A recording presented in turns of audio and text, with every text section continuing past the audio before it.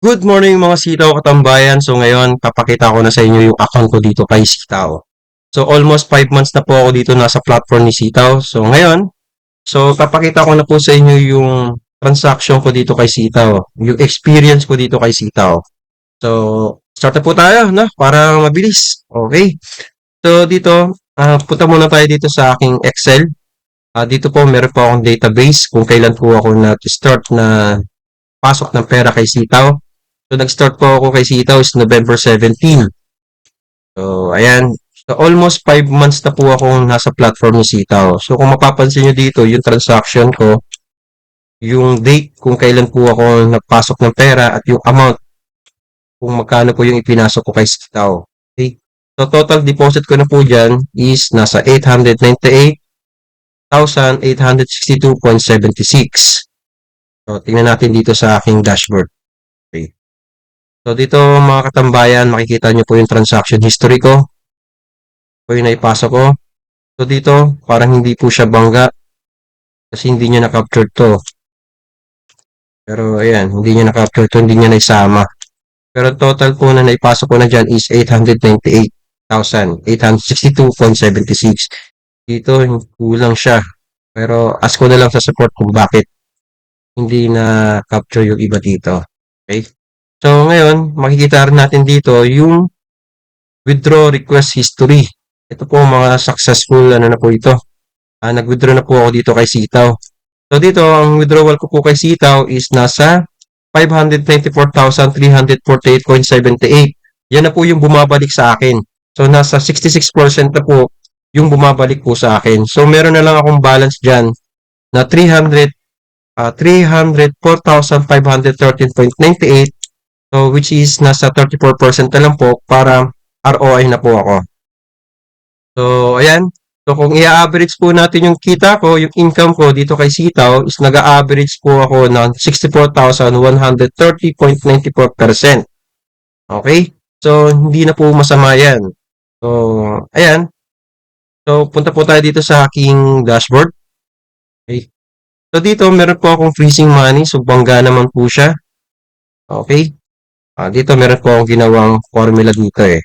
So, gawa ko lang po ito. Depende po sa inyo kung paano po ninyo itatrack yung ano nyo, yung business nyo kay Sitaw. So, ito po yung paraan ko para itrack ko yung business ko dito kay Sitaw. So, ayan. Input po natin. Yung input freezing money, in-input ko na 24,000. So, dito mga katambayan, ang ginawa ko dito, di ba, winidraw ko na yung 594. So, ang ginawa ko dito, nag-retain ako ng 900,000. Okay? So, nag-retain ako dyan. So, nag-start po uli ako noong April. So, ganyan po yung ginagawa ko. Pag nag-withdraw ako, start uli ako. So, nag-retain po ako ng 900,000 dyan. April 4, withdraw ko na yung 500.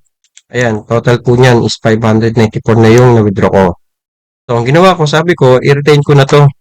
Gumawa po kasi ako ng forecast dito. Kung napapansin nyo dito, starting po noong April 4, ang forecast ko po, kapag hindi ko po nilabas yung kita ko, papaikutin ko ng papaikutin, ang possible na kikitain po dito kay Sitaw sa profit percentage na 9%, average po yan, nasa 7 million yung possible na kikitain ko. Okay? So, ayan. So, ngayon po, nagra-run na po tayo, no? Since nag-retain na po ako ng 900,000, start po tayo noong April 4, so nagra-run na po tayo. So, meron na po akong, magkano na ba to? Ayan. So, dito, kung mapapansin nyo dito sa aking forecast, forecast versus actual. So, dito sa forecast ko, ito yung parang in-expect ko na mangyayari. Okay. So, meron akong ginawang stage dyan, staging dyan. Stage 1, stage 2, stage 4, hanggang stage 25, sana mangyari to. Kasi kapag nangyari ito, ito po yung possible na kikitain ko, 7 million. Okay? So, for now, nagrara na po tayo. Yung 900,000 ko po is kumita na po agad ng 28,770. So, waiting na lang po pumasok yan sa aking wallet. Okay? Dito sa forecast ko, at April 22, kailangan meron na pumasok dun sa aking sa wallet dito sa freezing money. Kailangan mabuo ko itong 981,000 para masunod ko itong forecast na ginawa ko. Okay, so for now, nasa 928 na po tayo. Nagra-run na po tayo. So, kung kukumputin natin kung ilan pa yung need ko para magbangga sila is nasa 52,230 pa. So, waiting natin pumasok yung ano dito, yung sa freezing money, hinintay ko yan. So, I think mga 15 papasok yan. Siguro nasa mga 500,000 siguro ipapasok dito sa aking wallet. So, yun, pwede ko nang paikutin yun. Okay? So, ngayon mga katambayan, i-update ko naman kayo dito sa progress ng aking account. No, titingnan natin kung mangyayari ba itong forecast na ginawa ko. So, ito mga katambayan, pwede nyo rin gawin ito, no? Pwede nyo rin gawing inspiration tong ginagawa ko at pwede nyo rin i-apply sa inyo. Okay? So, ayan. Okay. In-update ko na. So, eto. Bibili po tayo. Titingnan natin kung merong pagbabago dito sa aking income. So, ngayon, bibili ko tong 24,000. Titingnan natin, ano. Okay. Bili ko. Tingnan nga.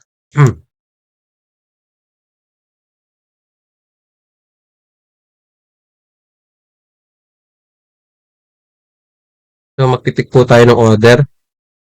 Okay. So, pili lang muna natin yung mga maliliit na amount. Pwede to, 500, 578, ito 42, 950. Yung mga mabababang account, siguro I think nasa 8% po yung profit niya. Pero yung matataas, nasa 12% to. Pinaghalo-halo ko po kasi yan. Okay. Kaya ang average po ng profit ko dyan is nag-average po siya ng 9%. Okay. Check natin to. Tingnan natin kung may magbabago dito sa 28,000, kung magkano yung madadagdag. Okay. So, yan.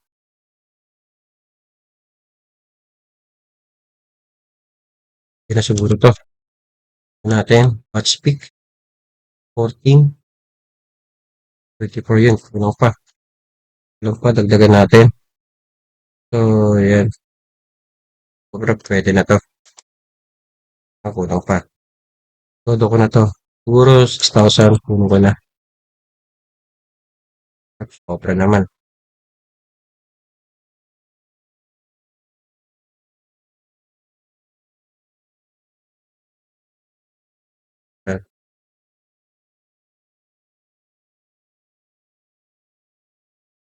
Pwede na siguro to.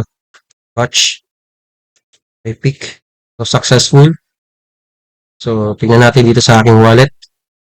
So, nabago na po siya. So, update natin dito sa formula na ginawa ko dito sa Excel. Magkano yan? 9,248, 13.56, 57.44.3. So, tingnan nyo dito mga katambayan, di ba natagdagan from 28,000 naging 30,000 na. So, okay. So, naging 930 na.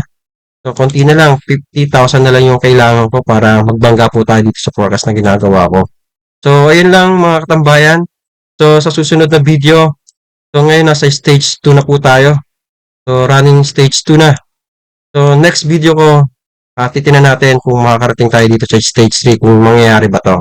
Okay, thank you so much mga katambayan. Okay, kung may mga tanong kayo, sa next video ko, pwede kayong magtanong doon. Okay?